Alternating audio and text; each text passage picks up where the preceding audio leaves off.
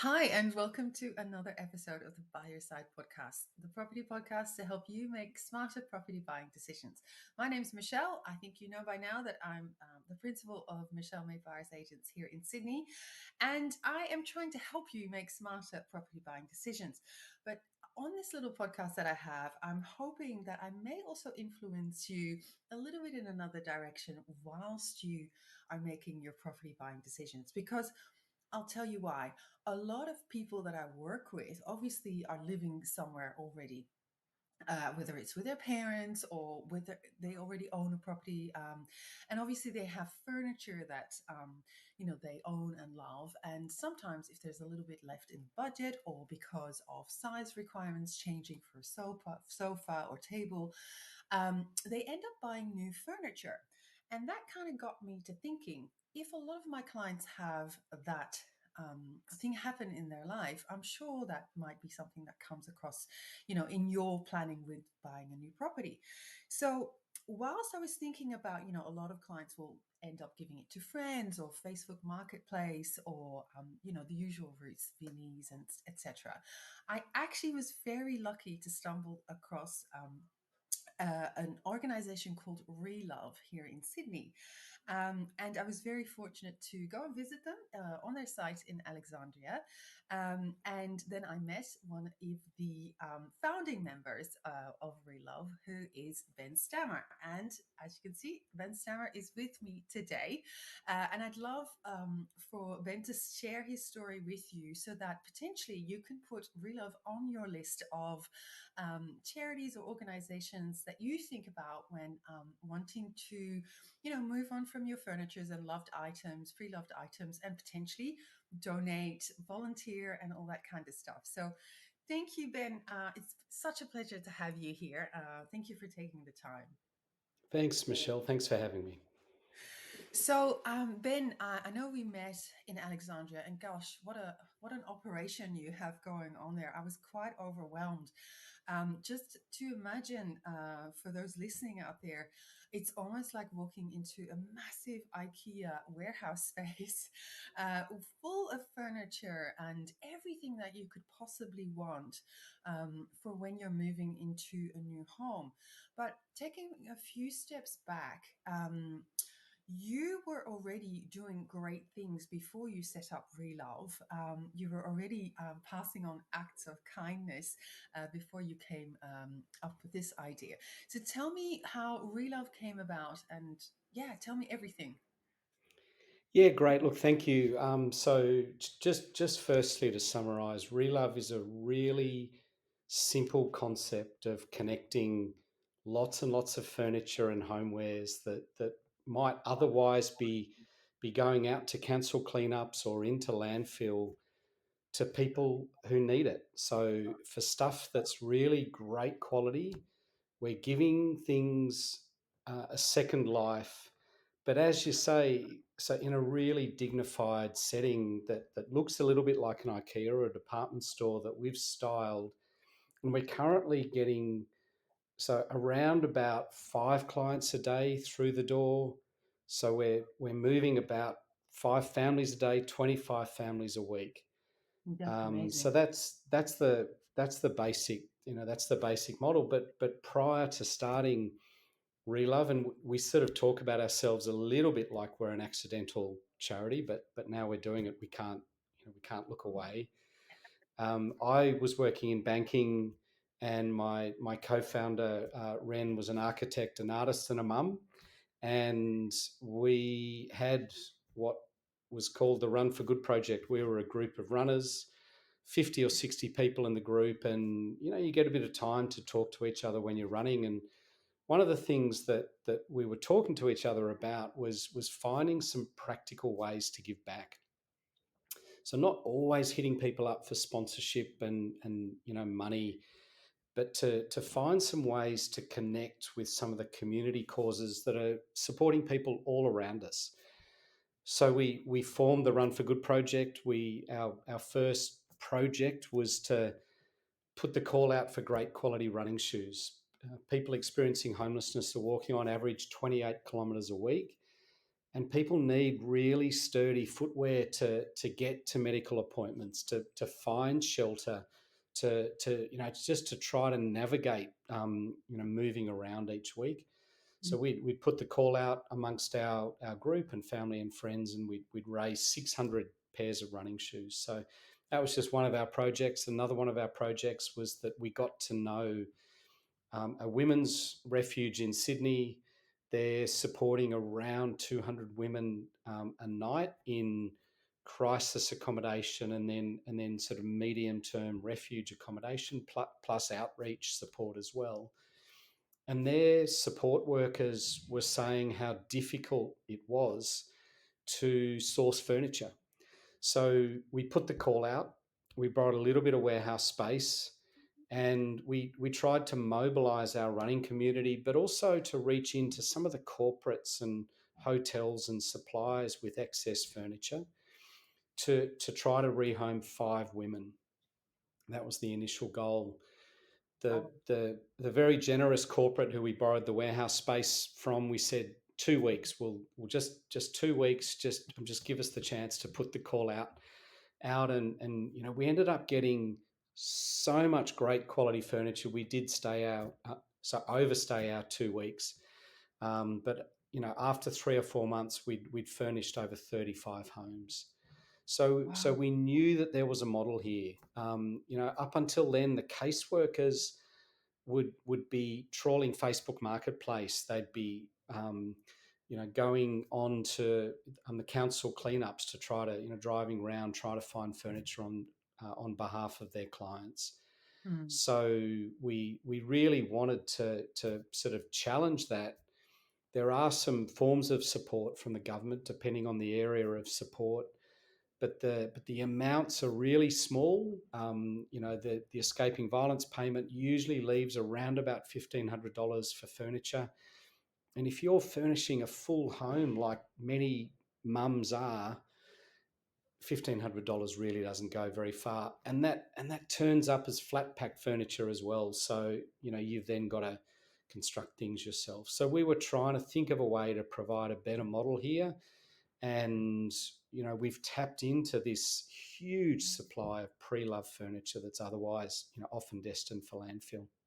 Yeah. And incredible stats. I just pulled these off your website. 1,000 plus homes per year that you've been able to furnish. You've got, support from corporate partners, community volunteers. 2,500 tons of furniture has been saved from landfill. That's massive. And $10 million plus of furniture, the value of the furniture that has been reloved.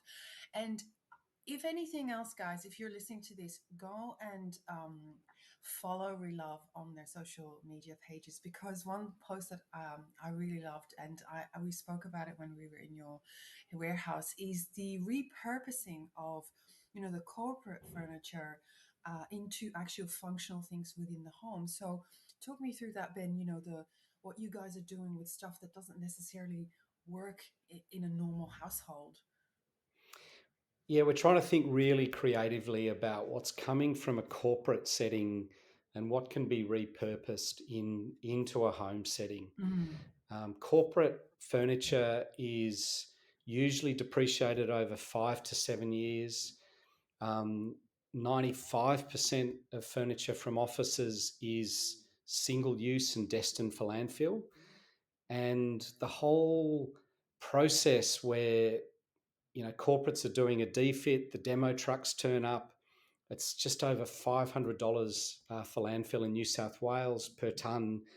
It's way too easy. So we're trying to step in the middle of this and think really creatively about what we can get from an office. So one example, Michelle, is a small meeting room table.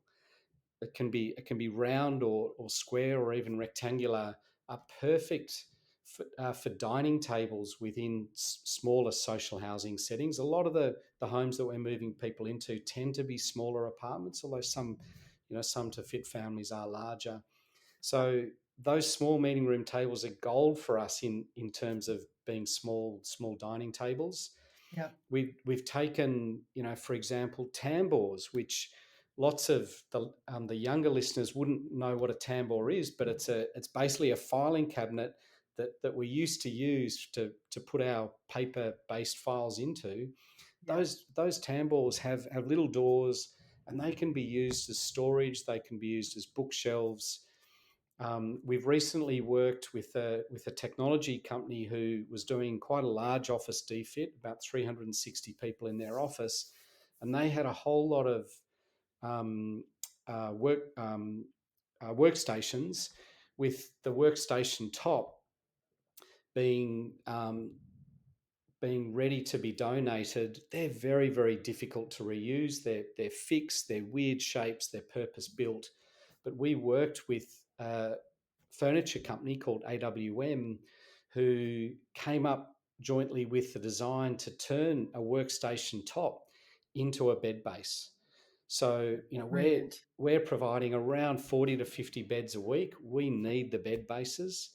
And so just thinking through what we can take from an office and repurpose into a home setting. Yeah, that's amazing, isn't it? Just a little bit of ingenuity, and boom, it's making someone happy, and you're also saving the planet.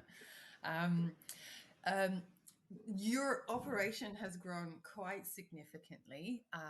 I imagine beyond your wildest expectations. From what was sprouted an idea 4 years ago, and previous to that, all the other great things you were doing. Where would you like to see it go from now? Because you've already got such great engagement, I think, from, correct me if I'm wrong, but corporates, and you're helping so many different women rescues and charities. I mean, Wayside Chapel, to name but a few. But where do you want to take this next? Yeah, look, we have scaled really quickly. So Ren and I co-founded this about 4.5 years ago, and we're actually aiming to get to 1,000 families this year. So the rough stats, it's 1,000 families that we're aiming to get to, and we're on track to do that this year. Um, of those 1,000 families, we're supporting about 2,200 people. So that's usually mum with a single mum with two sort of two or more kids. We support a lot of First Nations clients amongst the mix. So around about 40% of our clients are First Nations, and that's not a goal or a target or a requirement. Certainly not a goal, Mm. but that's very much the need in our community. Yeah. We have scaled very quickly with the support primarily to date from foundations and donors. I'd sort of characterise the corporate support as being something we really need some help with. We really need more help for corporates to get on board and help us sustain and scale this model of support. But we've done this really with the help of the community. So we started this as two people. We've now got an amazing army of volunteers, so community volunteers who come in every day to ReLove. They run the client shopping appointments that we're doing. So it's an hour shopping appointment per client coming in, and that's all run through community volunteers.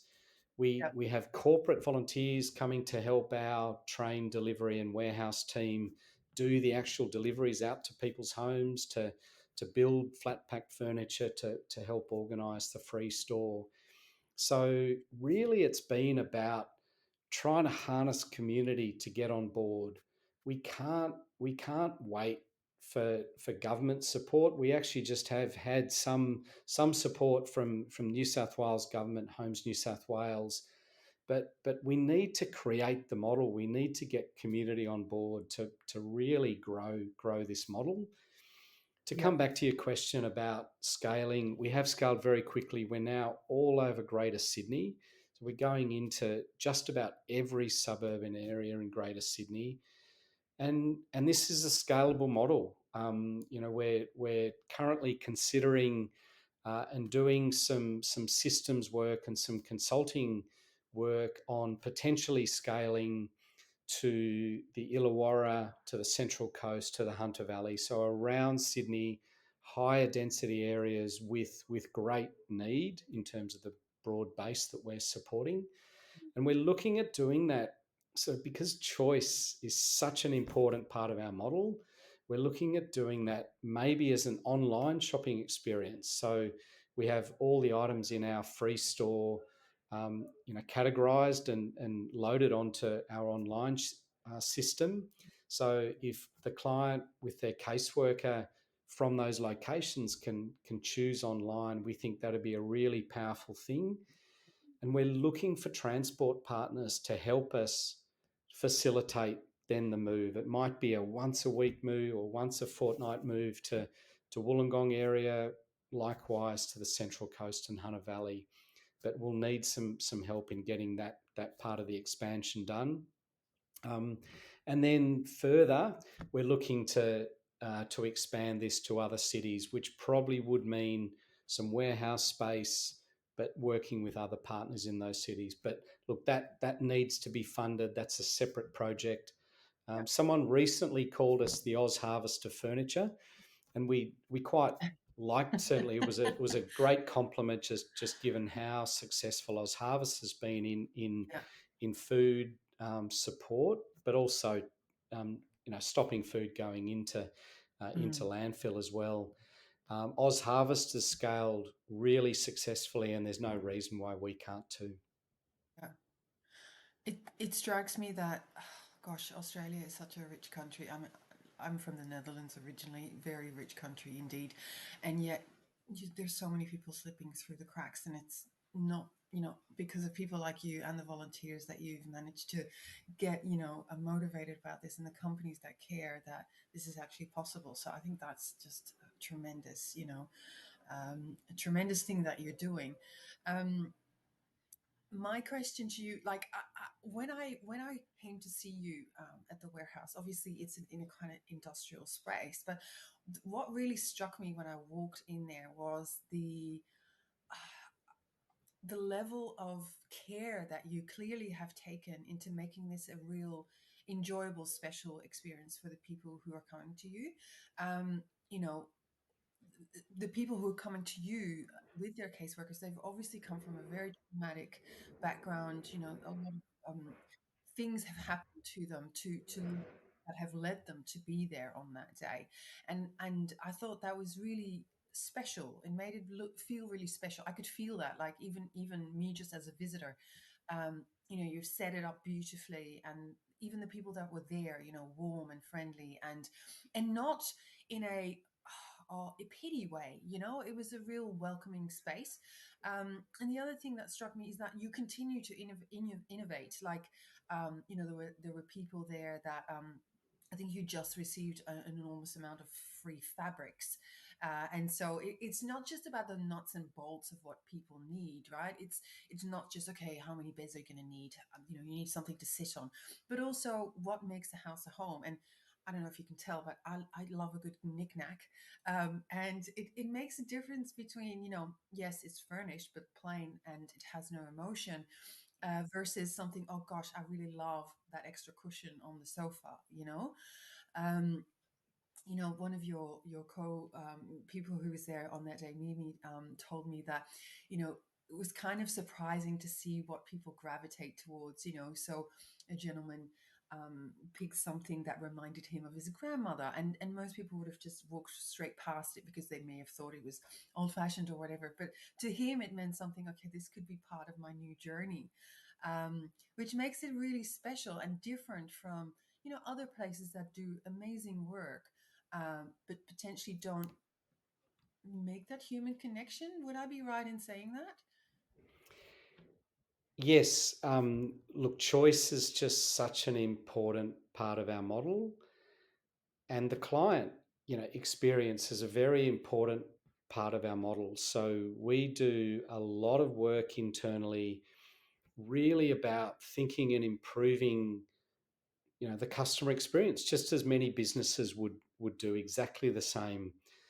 The clients that we're supporting are varied, and while 75% of our clients are women, That includes, youth at risk, women as young as sort of older teens, to, through to mums with, as we said, 2, 6, 7 children, through to probably our largest growing cohort of women are women experiencing homelessness who are over 50.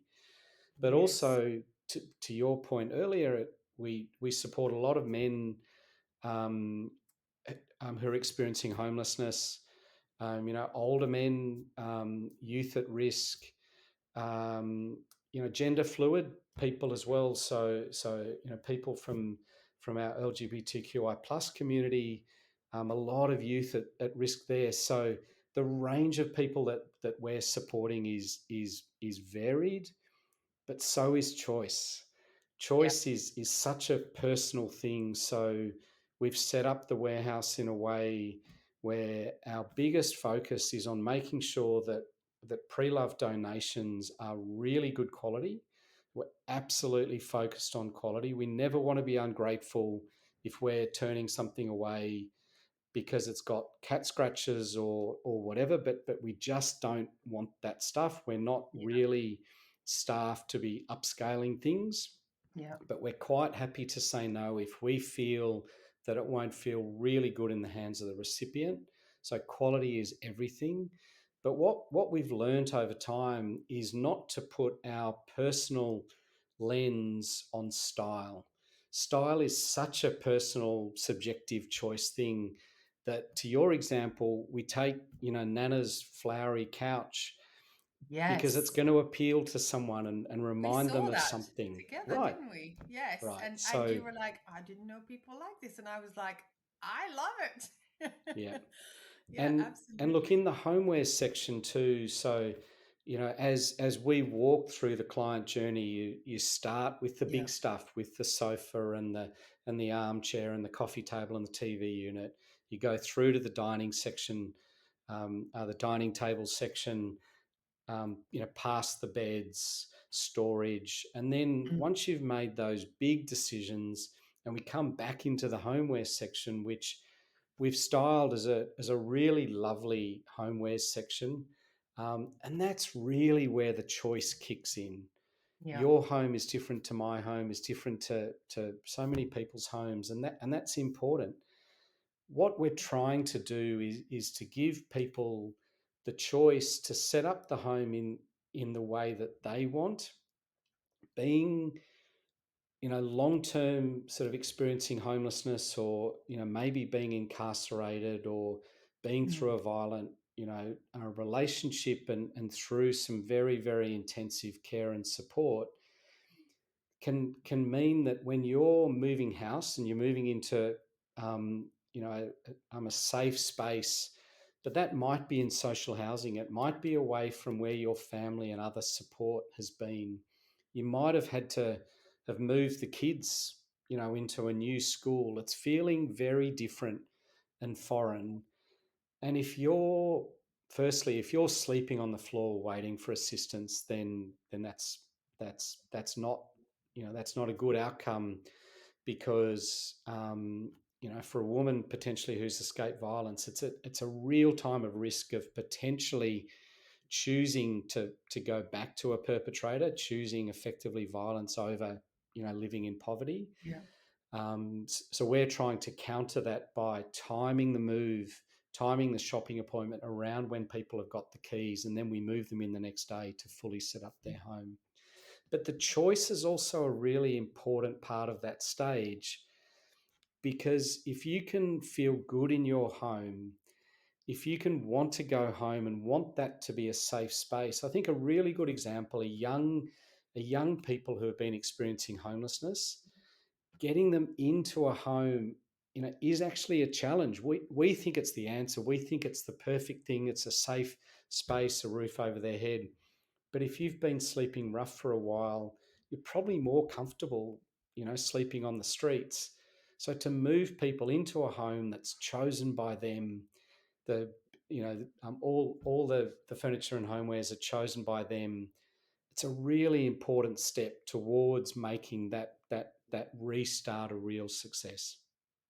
Yeah, Ben, I think a lot of people can never imagine what that must be like. I mean, I think some people, a lot of us got, a little bit of a hint of it, with COVID hitting, and I've noticed it with my clients how much more emphasis there is on the home, being so special to people, and this is where they come down and feel safe and all that kind of stuff. But if you've been through so much trauma, um, you know, starting again, having a safe space to come home to that you have chosen so many things for is a good starting point, right? It's a good foundation, and the fact that you are able to deliver the goods that they've chosen, the things they've chosen the next day is amazing, right? They don't have to wait. The excitement is still there, hopefully. And again, if you can follow ReLove on social media, because they have so many amazing success stories. And I believe you were with Rose Jackson only the other day, furnishing, new homes that hopefully being built soon, like small, were they small tiny homes or things like that? No, look, this is actually quite a sizable home. It's a Okay. kit of parts, 2-bedroom apartment. Yeah. So the kit of parts is under what's called modern methods of construction research, where they're building these effectively kit apartments that can then stack vertically and sort of Amazing. horizontally. They're a really beautiful space. There's room. There's room for a study. There's room to play for kids. And yeah, the New South Wales government and Homes New South Wales are taking this really seriously to invest in this sort of research. They've got some amazing research partners. So along as well, called Building 4.0 CRC, which is all university based research. Some really smart, practical people involved. Yeah. And ReLove furnished this particular example home, just as an example of what we can do as well. So all pre-loved furniture, excess furniture, and homewares. We fitted out this space in a Mm. really beautiful and dignified way. It looked amazing. It really looked stunning. So now everybody knows what ReLove is about. You guys are based in Alexandria. This is where the exciting bit. If you're listening and you want to get involved, how can people get involved? How can companies get involved, and help ReLove really take it to the next level? So we need community partners. We need corporate partners. If we focus maybe on sort of people, community Mm-hmm. first, people can get involved in so many ways. As you mentioned, we're always looking for great quality donations of furniture. Moving house, downsizing, potentially deceased estates are all really good examples of when people are coming up with furniture that they no longer need. Yeah. We need it to be in great condition. We do ask for photos if possible, just so we can check the size and the condition. Yeah.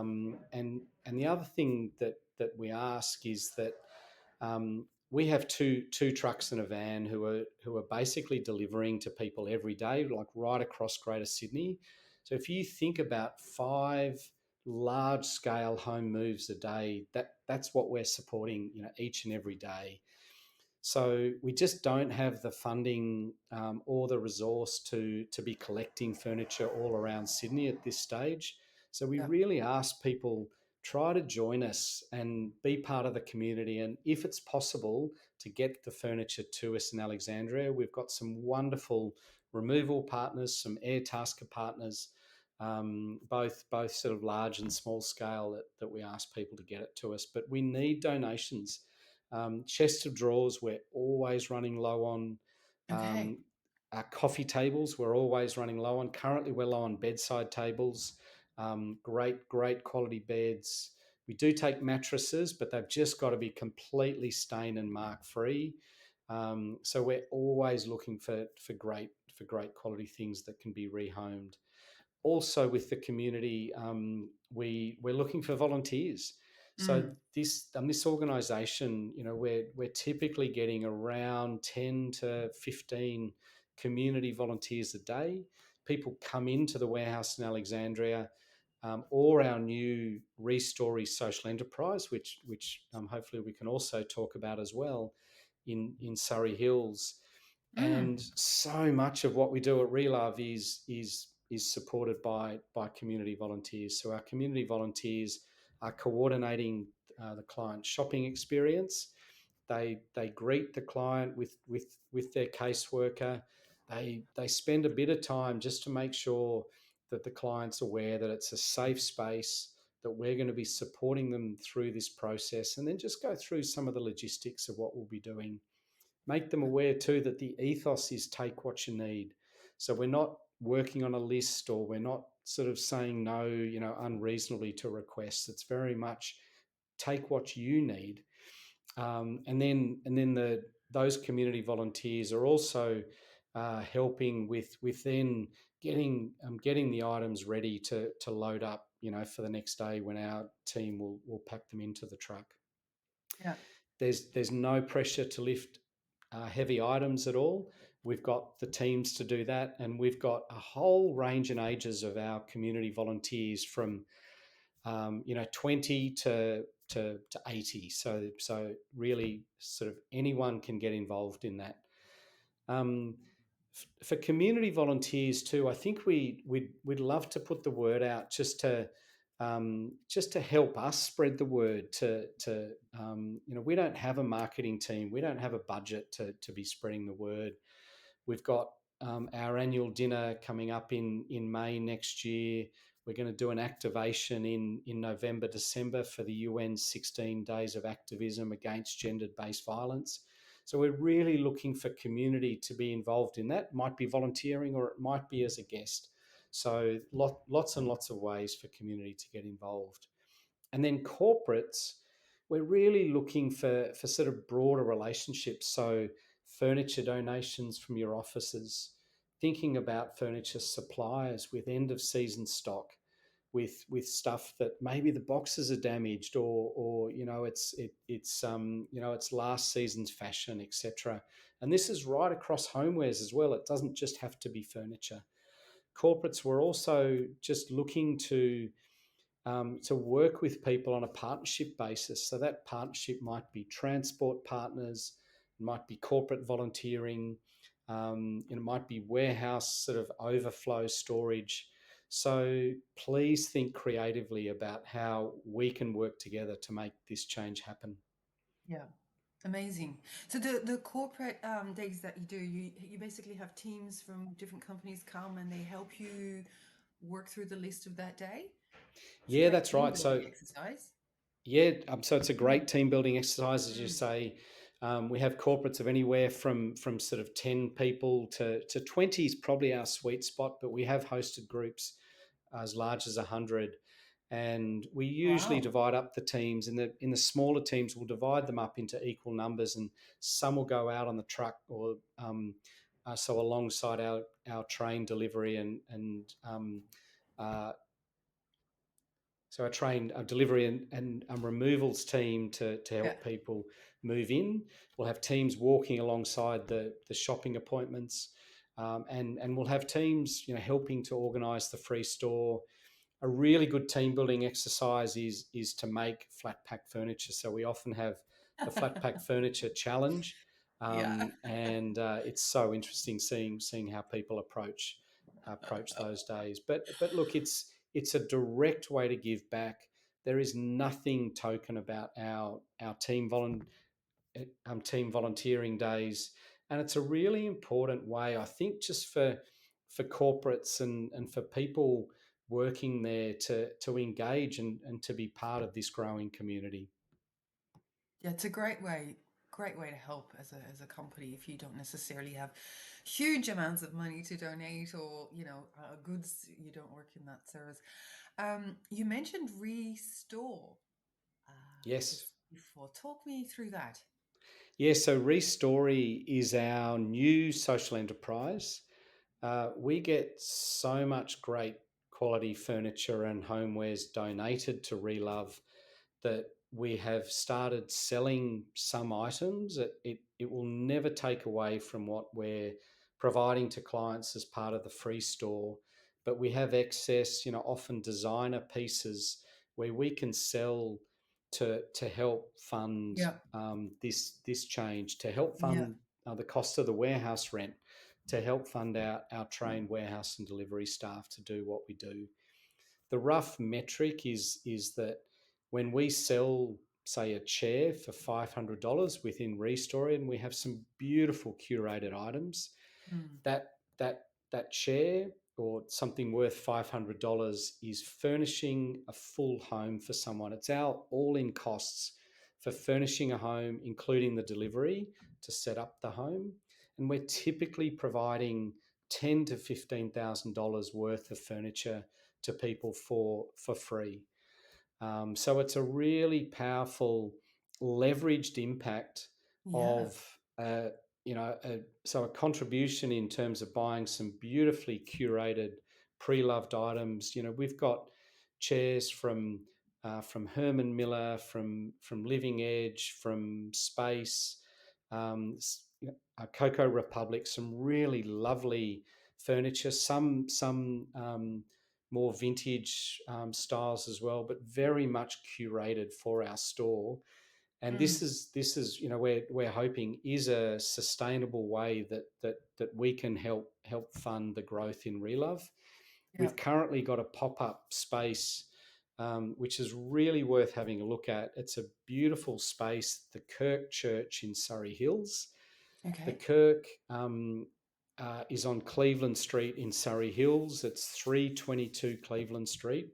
It's just opposite the new Wonderlick Lane development, which has the Olympus restaurant and some great bars and other Yeah. venues there. Yeah. And the Kirk was built, we think, in the 19th century, and it's been there for a very, very long time. And it was owned by a wonderful Sydney character called Madame Lash. Madame Lash used to have some really wild parties there, which have With included, a main name like that, sure. exactly. She is amazing, and she actually came in recently. We have a great photo, I think from the late '70s, early '80s, of Madame Lash with the high boots on, sort of standing up by the door, leaning against the front door. And now Madame Lash looks equally amazing, and she came and posed for exactly the same photo. This space has been wonderfully donated by the Toga Group. They're getting ready to develop it at some stage. They're going to, we understand, turn it into a restaurant, but keep the church facade. Yeah. And so it's going to be developed at some stage. But what a great link now to ReLove, using this beautiful old space with so much history and color to it, with our process of rehoming people in a sustainable way. Yeah, absolutely. So if you're listening to this and you have just bought, this is the first place you need to go shopping, if nothing else, because it sounds like not only will you be finding amazing pieces, but you'll be doing great, amazing work towards kindness and helping a world that is getting harsher and more intolerant in many ways. So thank you so much, Ben, for coming on and giving me your time to talk about ReLove. ReLove, if you are looking for the website, it is relove.org.au. Please check out the website. Please check out how you can donate your high quality goods. All right. No rubbish. They don't want any rubbish. But think of it as an alternative if perhaps, you're previously thinking about Vinnies or otherwise. And think about donating your time. Think about your business. How can your business help ReLove? Because I tell you what, we can all do with helping each other a little bit more in this world. And I think ReLove is one of those places you need to go if you want to do that. Thank you, Ben, again for your time. Um, I loved having you on, and I will certainly be back, either helping you sew some cushions or bring my team along for a corporate day. Um, Thank you everyone for listening. If you have any questions for me or for Ben, of course, drop me a line at hello@byyourside.com.au. Thank you for listening, and until next time.